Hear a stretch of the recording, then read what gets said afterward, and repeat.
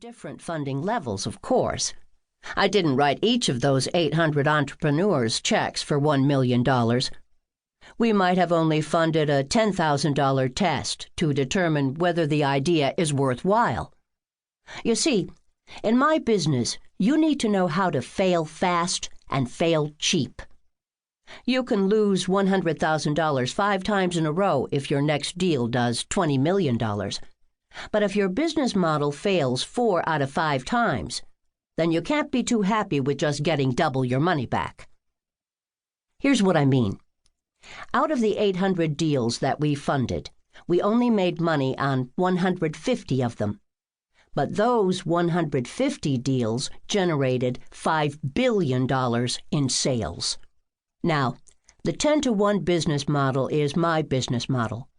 But every venture capitalist, angel investor, or friend or family member you ask for money will have their own investment desires and wishes, their sweet spots, as I call them. And you need to adjust your pitch to an investor based on what their sweet spots are. I once raised $20 million for a company, and we met with 97 individual investors one-on-one in their office, my office, a coffee shop, their home, wherever. And each and every one of those investors had a different sweet spot of what they might be looking for.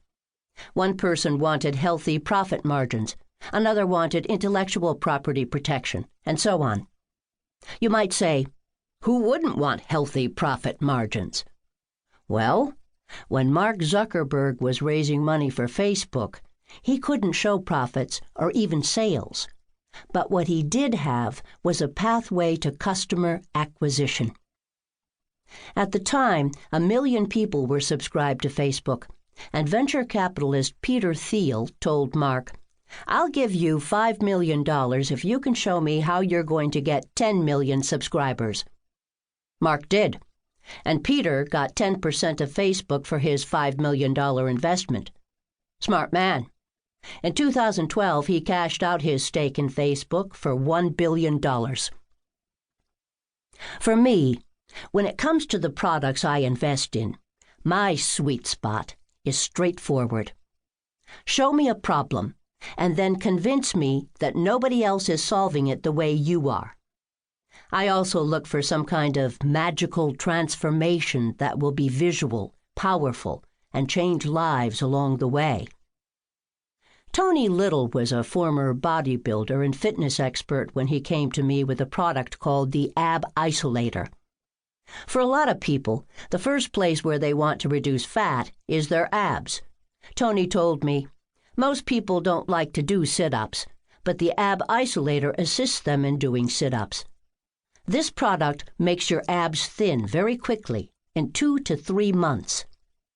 He also showed me dozens of product users who had trimmed their abs, lost weight, and looked great. A product that solves a problem in a unique fashion and creates magical transformation. I was in.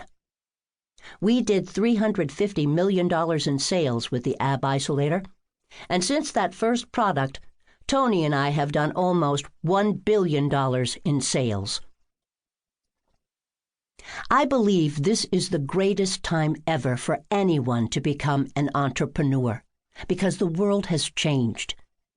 People used to work 30 years for a company, and they get a gold watch when they retired. Now most CEOs last around 3.5 years in their jobs. They have to perform, or they're out. We're now in the gig economy, where people work for themselves or on contract, so they don't have to work 9 to 5. What that means is no one has to quit a job to start a company. Entrepreneurs can keep their full-time job until their side business revenues replace their full-time income. And with digital marketing's ability to target specific customer niches, people can be shipping products all around the world with something they do part-time. Here's an example of how you can create a $1 million business using digital marketing. A year or so ago, I was speaking at an event in Boca Raton, Florida, and 2 young guys came up to me and said, "We own the patent for a night light for your toilet bowl." And I thought,